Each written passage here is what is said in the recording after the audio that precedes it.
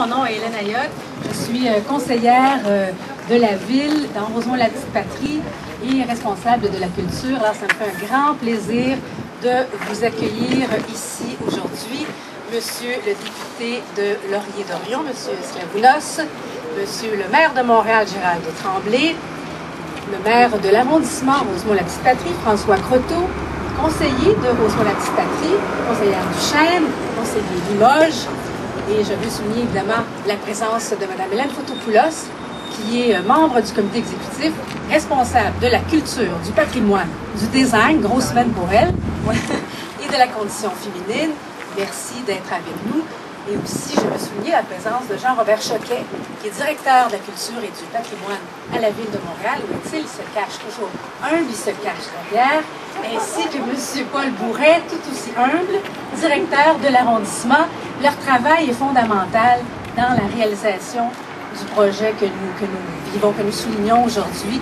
Et vous êtes à l'arrière, mais dans nos cœurs, vous êtes à l'avant-plan, tant vous avez poussé ce dossier pour qu'ils connaissent un dénouement heureux. Alors, merci à tous et à toutes. Le 17 mai, on était tous émus quand je partageais cette joie-là, quand le maire de Montréal, en reconnaissant Jeanne Mans comme cofondatrice de Montréal, nous vivons un moment historique. Tout le monde ici au conseil municipal, soyez conscients de l'importance de ce geste-là. On rectifie quelque chose et pour les femmes et les hommes, on marque l'égalité au cœur de la fondation de notre ville et ça pour des générations futures. Mais je vous dirais, si vous le permettez, qu'en tant que citoyenne de Rosemont depuis presque un quart de siècle, où j'ai élevé mes deux enfants, toute proportion gardée, c'est un moment historique aussi fondamental pour moi.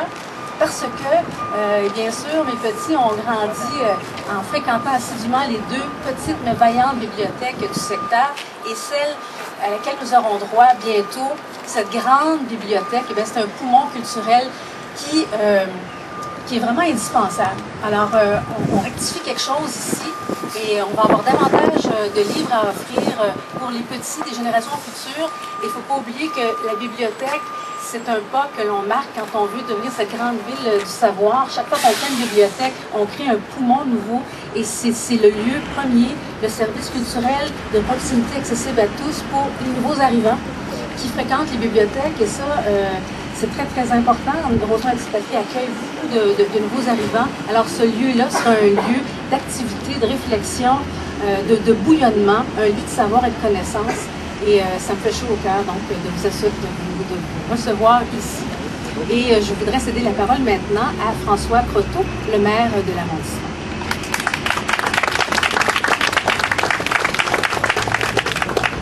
Merci beaucoup, Hélène. Alors, bravo pour ces bons mots. Je pense qu'on ne s'est pas trompé. Il y a 2 ans qu'on a décidé, toute l'équipe, de nommer Hélène Ayotte comme représentante de la culture dans Rosemont-la-Petite-Patrie. Je pense que ces bons mots en font foi, alors bravo. Monsieur le maire, Mme Fotopoulos, Monsieur Slavounos, Monsieur et Madame les conseillers, les gens de la Ville de Montréal, de l'arrondissement, distingués invités, merci d'être avec nous ce matin, d'être présents à cet événement important de l'arrondissement et de la Ville et même du Québec. Nous vivons un moment historique par le début des travaux de cette belle et grande bibliothèque qui, dans le fond, termine aujourd'hui de longs et ardus travaux à enfin mettre en place cette magnifique bibliothèque. Quand je dis long et ardu, c'est c'est une bibliothèque qui va offrir des services exceptionnels qui ne s'offrent pas ailleurs dans d'autres bibliothèques. C'est une bibliothèque à la fine pointe de la technologie qui fera en sorte que les gens du quartier, les quartiers voisins, mais aussi de toute la région de Montréal pourront profiter de services exceptionnels en matière de culture et de services aux citoyens.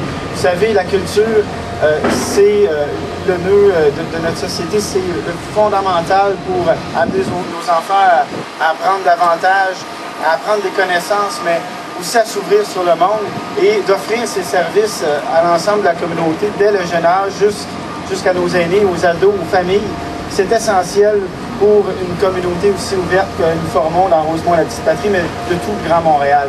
Alors pour nous, de démarrer ces travaux-là aujourd'hui, c'est une grande fierté. C'est une grande fierté pour le quartier, les gens qui habitent tout autour, qui depuis des mois espèrent le début de ces travaux-là et nous aussi. Alors on est très heureux Une bibliothèque aussi qui représente bien Montréal, ville de design, parce que c'est une bibliothèque, on le voit sur les plans derrière nous, qui représente ce qu'est le design architectural dans sa plus belle expression. Il y a des gens exceptionnels qui ont travaillé à faire en sorte que ce bâtiment voit le jour, mais qu'il soit aussi prestigieux et d'une si belle qualité.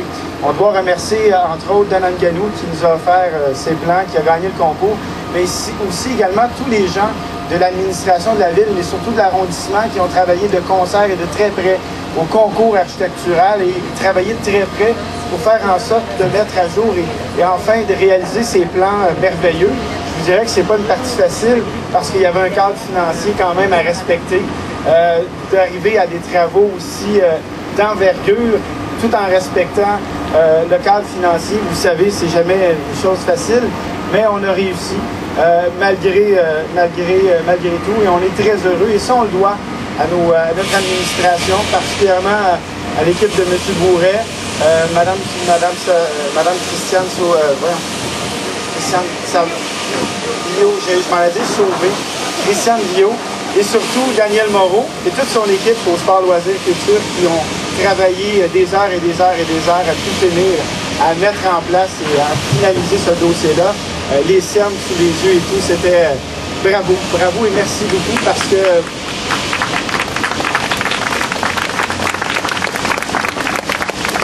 si aujourd'hui c'est possible à l'arracher, si je peux dire, c'est que tout le monde ensemble, on avait à cœur ce projet, on voulait que ce projet voie le jour. On a travaillé main à main, les administrations, mais aussi les élus de l'arrondissement et de la ville de Montréal. Peu importe les allégeances politiques, on avait tous le même objectif, c'est faire en sorte que cette bibliothèque-là puisse enfin voir le jour. Et vraiment, je remercie Mme Fotopoulos et M. le maire qui ont travaillé avec nous de très près pour réaliser ce bon projet. Merci beaucoup. Merci aussi également au gouvernement du Québec qui a collaboré au financement de ce projet-là. Merci parce que c'est toute la communauté qui va en profiter et pour nous, c'est important. Alors, bravo. On a hâte que les travaux soient terminés. Ça ne fait que commencer. Et par la suite, on pourra enfin mettre les pieds dans cette boîte de verre qui est à l'image et à l'honneur de Marc Favreau, un grand homme de culture et d'humour du Québec, à qui aujourd'hui, dans le fond, on envoie toutes nos pensées. C'est pour aussi sa famille et pour ce grand personnage du Québec aujourd'hui qu'on est là. Alors merci à tous et une très bonne journée.